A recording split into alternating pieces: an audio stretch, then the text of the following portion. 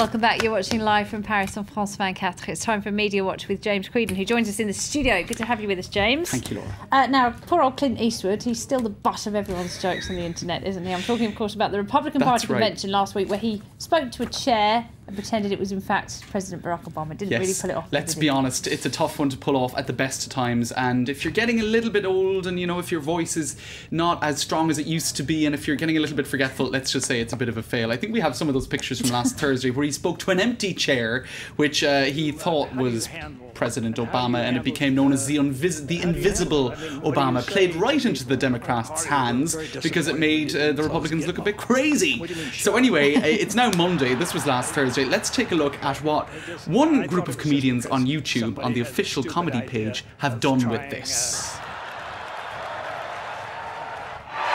Thank you. I'd just like to say something, ladies and gentlemen. Something that I think is very important. Whatever you do not tell these people that you have an imaginary friend. I think it's maybe time. Why? I've got Mr. Obama sitting here. I just was going to ask him a couple questions. You're breaking the imaginary friend code. I'm sorry. Don't be sorry. Just shut the hell up about it. What do you mean, shut up? I mean, shut up. I'm not going to shut up. It's my turn. So yeah, imaginary friends are meant to be secret. You don't tell anyone about your imaginary friends. So again, he already looked a little bit mad. Now they're making him look completely loopers. So yes, there you go. It's just handing it right over to the Democrats, absolutely, isn't it? Absolutely. All right, now the comedians at the Huffington Post have been getting some more material by trawling through all the old Clint Eastwood movies. That's right. They have a comedy page on the Huffington Post. I didn't know about this until the other day, and so they've been looking through some past Clint Eastwood movies to find altercations with. Let's take a look. Furniture. You guessed it. Chairs. Now, I hasten to add, let's roll these pictures, that these are not real altercations. Harry. Guess who he's pointing a gun at? Did he fire 6 shots or only 5? You've got to ask yourself one question. Do I feel lucky? Well, do you, punk?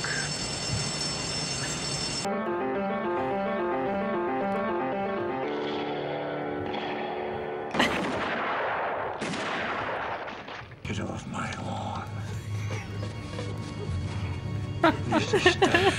Get off my lawn. Okay, that's it. You can come back. So the moral of the story is, if you're a chair, stay away from Clint Eastwood's lawn because you're in trouble, right? Get off my lawn.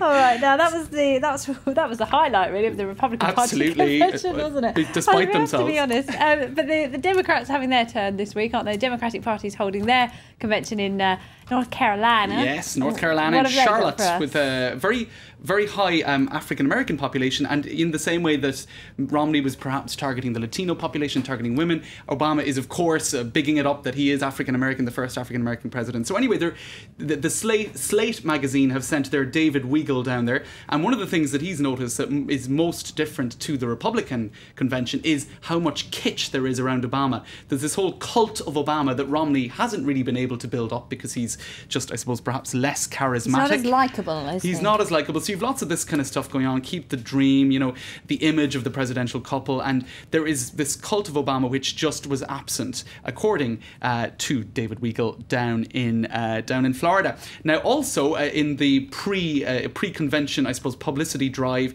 the White House has unveiled its beer recipe. I didn't know this, but the White House has its own brewery. Let's roll some pictures, because what they've done is they've released to the public the recipe for this White House beer, and there you go. I suppose it's just another attempt really at public relations. Well, you know, the normal guy, the average guy. George W. Bush was the man you want to have a beer with, wasn't he, famously? And I suppose Obama's trying to keep that one alive. They're all very accessible, normal people. So there you go. You can now get your recipe for honey ale, White House brewed. There you go. That's what's going on in the US campaign. They're all very important issues at the top of the agenda. Not many policy issues going on. But let's come back to France, because an American star, actually, Rihanna, she's been mugged She mobbed, I should say, at the Gare du Nord. What happened? That's right. Now, she was... Let's look at this article first on Le Parisien website. She was coming into Paris on a train, the Eurostar from London. Now, the idea was she was going to participate in a Coldplay concert She's not at got a Stade private de jet, France. Rihanna. She makes enough money, surely. She can probably afford it, right? But what she did, rather stupidly, I think, is to tell everybody the train that she was on, right? Oh, so you had on her Instagram, on her Twitter page, she was like, "Hey dudes, I'm going to be on this train, the 1901 train to Paris. Let's roll the pictures of what happened when she arrived in Paris Gare du Nord train station." Do we have those pictures? Because she got quite the welcome, right? She was actually assailed by people because she told them the train she was coming in on. I bet her security guards were absolutely thrilled. They're telling her to stay off Twitter, probably. Like so many celebrities should do, isn't it, really? All right, we're staying on France. It's back to school, isn't it? La rentrée is well and truly here. Everybody's got their new pencil cases and they do and the rest indeed. of it, and they're back off to school. You see, and I was meant to show you the front page of Le Monde because it's kind of front page news. I did forget it, unfortunately. It's La rentrée. James Green has forgotten his homework on the first day back at school. What do you know? Sorry about that. I have a few web pages. The thing is, it's news every year, La rentrée, because it's not just La rentrée for school children, it's La rentrée for their parents as well. And this year, one of the big things that's making news is the education minister wants to start a class on, what did he call it? He called it the morality recovery plan, to teach morality from a secular point of view.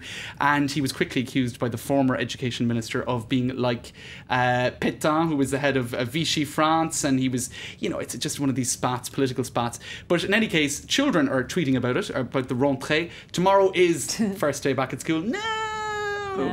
And then actually saying that it isn't for him. But anyway, and la rentrée, that means the famous line, "Please, can I stay in bed for 1 minute more?" So summer holidays over. No, you can't. Get up and go to school. Holidays are over. That's not very nice. So it's over for French children. And I suppose, of course, pretty famously in France, people tend to take their holidays around the same time in August. So everybody does the same thing at the same time. They all drive down the auto route. That's it. So the local bakery is back open, luckily. Oh, good stuff. All right, James Creedon, thank you very much indeed. Now we're going to take a look at how Facebook photos are creating some real tensions between Kyrgyzstan and Belarus. Take a look. That's one of the stories doing the round in today's